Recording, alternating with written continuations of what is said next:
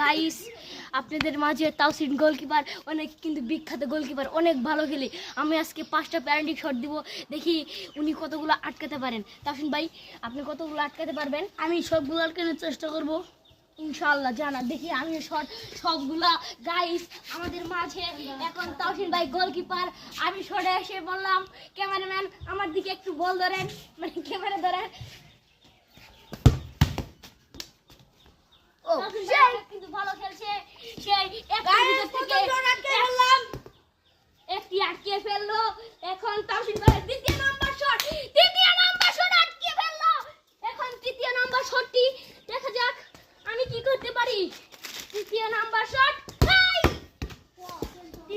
শটটিও আটকে ফেললো। এটা কি গোলকিপার না আরো কিছু?